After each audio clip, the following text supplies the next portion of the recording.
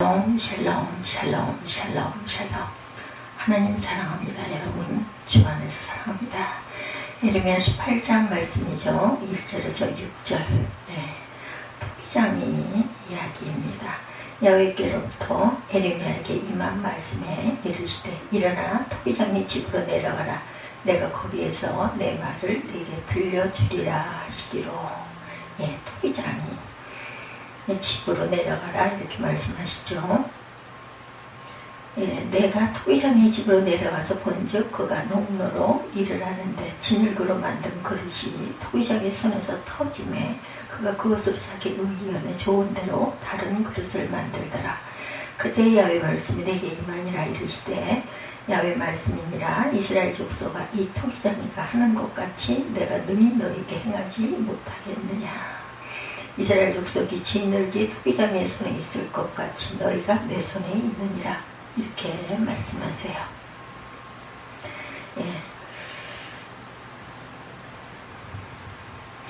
사람은 원래 흙으로 지어졌어요. 하나님께서 흙으로 사람을 지으시고 생기로 그 코에 몰아넣으셔서 사람을 만드셨습니다. 코에 생기를 불어넣으셔서. 그러므로 욥기 10장 9절 33장 6절에 보면 주께서 내 몸 지으시기를 흙을 뭉치듯 하셨거늘 나와 네가 하나님 앞에서 일반인이 나도 흙으로 지으심을 입었은즉 이렇게 말씀하고 있어요. 이사야 64장 8절에도 야훼여 주는 우리의 아버지시니이다. 우리는 진흙이요 주는 토기장이시니 우리는 다 주의 손으로 지으신 것이라. 에베소서 2장 10절에도 우리는 그의 만드신 바라 그리스도 예수 안에서 선한 일을 위하여 지으심을 받은 자니라. 로마서 9장 20절과 21절에 이 사람은 내가 뉘기에 감히 하나님을 힐문하느뇨 지음받은 물건이 지은 자에게 어찌 나를 이같이 만들었느냐 말하겠느냐. 토기장이가 진흙 한 더미로 하나는 귀 쓸 그릇을 하나는 천이 쓸 그릇을 만들 권한이 없느냐 이렇게 말씀하세요. 오늘 우리에게 주신 말씀에 이스라엘 족속아 진흙이 토기장의 손에 있음같이 너희가 내 손에 있느니라 이렇게 말씀하십니다. 하나님은 토기장이고 우리 사람은 진흙으로 비유하고 있죠. 토기장이 되신 하나님은 어느 누구의 지시나 명령을 받는 것도 아니고 누구의 의도나 생각을 살피는 것도 아니며 어디까지나 독자적인 선하신 뜻을 따라 그릇을 만듭니다. 과연 사람이란 토기장이신 위대한 하나님의 예술품이요 하나님의 근본적인 뜻과 그 사상을 완벽하게 표현하신 최고의 걸작품입니다. 햇빛에 쪼여 마른 진흙은 벽돌처럼 단단한 것이죠. 그렇기 때문에 진흙이 말라 있는 상태에서는 아무리 기술이 좋은 토기장이라도 할지라도 그 진흙을 가지고는 자기가 원하는 그릇을 만들 수가 없어요. 젖어 있어야 주물러서 반죽을해서 만들 수가 있다는 거죠. 그래서 토기장에는 벽돌같이 단단한 진흙에다 먼저 물을 뿌려 놓습니다. 그러면 물이 마른 진흙 속으로 스며들어가서 얼마 후에는 반죽할 수 있는 만큼 부드러워진다 그러죠.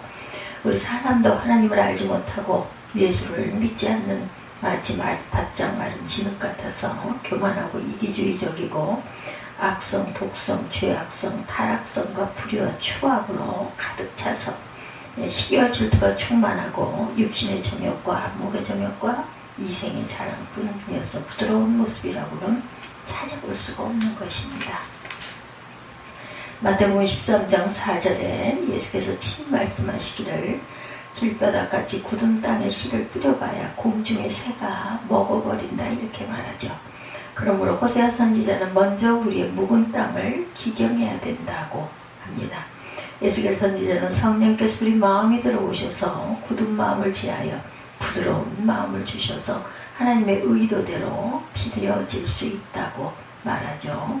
성경 사도행전 5장 하나니와 삽비라 부부의 마음속에 욕심이라는 불순물이 들어갔을 때 다윗왕도 성분이었으나 그 마음에 정욕이라는 이물질이 들어가자 삭개오도 로마 정권의 하수는 노릇을 하며 세리장이 되어 동족의 재물을 토색하는 못쓸 사람이 되니 바짝 마른 진흙이 되어버리고 맙니다.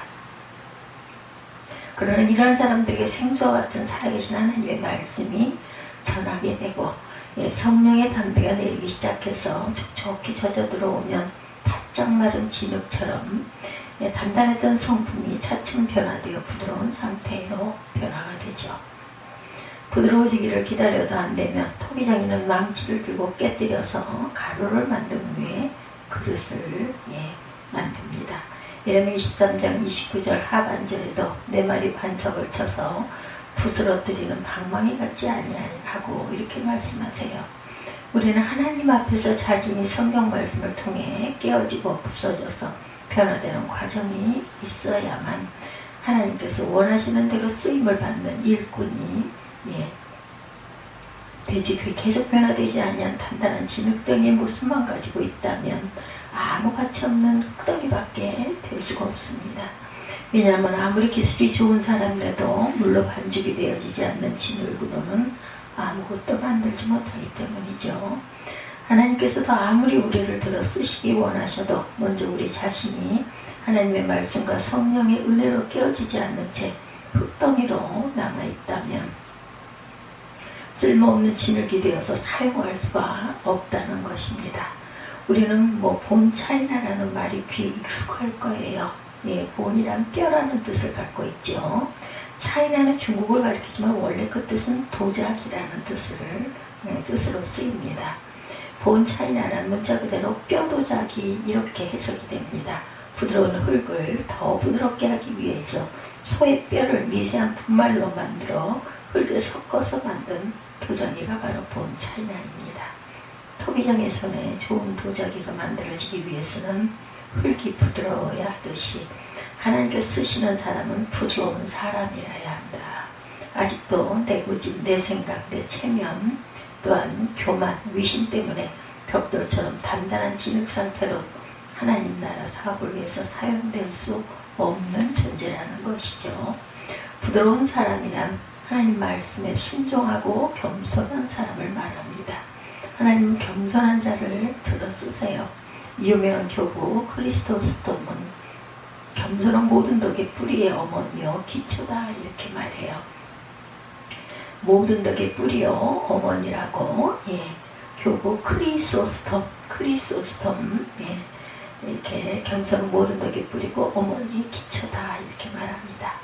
중세기의 유명한 교부 버나드는 겸손한 단계를 거치지 않고는 예수 그리스도의 사랑을 이해할 수 없다고도 말하죠. 그러면 사람에게 있어서 가장 무서운 영혼의 독소는 교만이라고 규정을 하죠.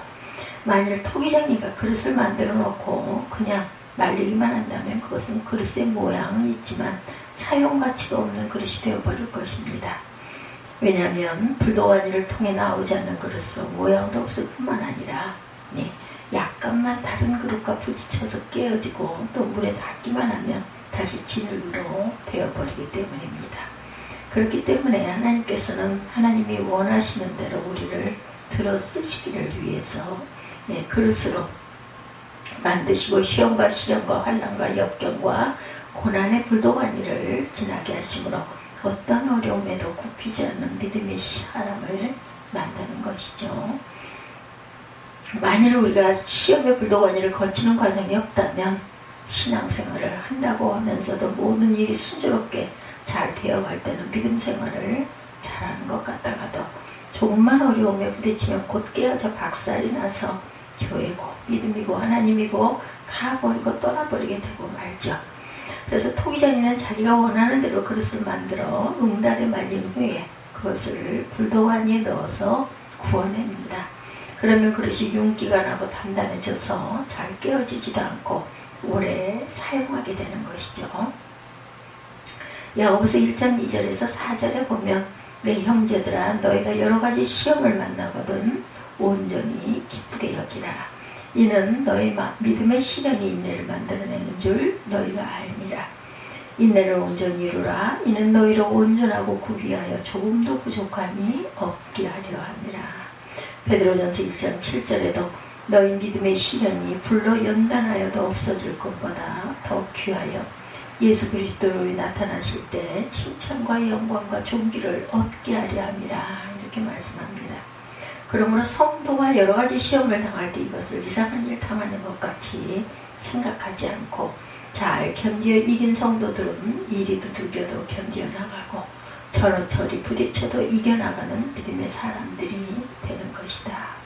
그래서 하나님께서는 장차 크게 들어 쓸 사람을 그냥 진흙으로 이겨 하나의 그릇을 만들어 놓으시는데 그치지 아니하시고 그 그릇을 더 단단하고 쓸모있게 만들기 위해서 부동하니와 같은 뜨거운 불의 시련으로 단련시키는 것이죠. 그리고 이렇게 불동하니를 거쳐 나온 그릇이 되어야 시험이 오나 핍박이 오나 쓰러지지 않고 십자가의 정병이 되어 예수 그리스도의 기뻐하시는 뜻을 이루어드리는데 큰 몫을 감당하게 되는 것입니다. 하나님께서 아브라함을 택하여 믿음의 조상을 삼으시고 복되고 번성하리라 이렇게 말씀하세요. 그러나 아브라함이 금방 축복받고 반성한 것이 아니라 하나님은 아브라함의 축복받기에 합당한 그릇이 되기까지 28년이라는 긴 세월 동안 시련을 겪게 하세요. 하나님께서 요셉을 하나님의 그릇으로 사용하기 위해서 17살 형제들에게 배반을 당해서 물에 빠졌다 부사 일생으로 구출이 되고 다시 애굽의 보디발의 집에 종으로 팔려갑니다. 그곳에서 억울한 누명을 쓰고 감옥에 갇히는 등 13년 동안 가장 고난과 시련을 통해서 연단된 후 이스라엘을 구원하는 애굽의 국무총리로 만드셨던 것이죠. 모세는 40세의 살인자가 되어 미디안 광야에 망명하여 그 40년 동안 양을 친 목자로 온갖 시련을 다 겪고 겸손한 자를 만들어 드디어 80세 애굽의 동족을 구출하는 그러한 그 아주 영도자가 되죠. 바울도 한때는 전도자들을 박해하고 옥에 가두었으나 하나님께서 다메섹 도산에서 그를 깨부시고 다시 비추셔서 바람광야와 고향 다소에서 영적 훈련을 13년간 답습하여서 대전도자로 쓰임을 받게 됩니다. 예수님의 제자들이 성령이 불받기 전에는 스승을 팔고 으뜸되기를 원했고 십자가 질 때 도망치기에 바빴어요. 그러나 오순절 마가의 다락방에서 성령의 불을 받은 뒤에 옛사람의 모습은 사라지고 맙니다. 그러므로 우리가 정말 성품의 가치가 있는 그릇이 되려면 성령이 뜨거운 영광 속에 들어갔다 나와야겠다. 도공은 적당히 작품을 만들지 않아요. 작품 하나하나에 자신의 생명을 걸어 걸작품을 만듭니다. 결국 하나님은 우리를 적당하게 대강 만들지 않으십니다. 불량품이 아니라 최고의 걸작품으로 나를 만들어 주셨어요. 생김새는 비슷하지만 쓰임새가 다른 그릇이 있어요. 하나는 생수 그릇이고 하나는 구정물통이다. 구정물통은 받기만 할 뿐 줄줄을 몰라요. 악취 냄새가 납니다. 마침내 뒤뜰로 밀려나서 쓰레기통이 되고 말겠죠. 자기가 애써 만든 그릇이 가증한 그릇이 될 때 도공이 서운하듯이 하나님께서도 애써 만드는 우리가 가증한 그릇이 될 때 하나님께서 얼마나 서운해 하시겠는가. 집에서 큰 그릇, 은그릇, 온갖 그릇이 있지만 귀하게 쓰임받는 그릇이 있듯이 저와 여러분 모두가 하나님의 귀히 쓰임받는 그릇이 되시기를 주님의 이름으로 축복합니다. 기도하시겠습니다.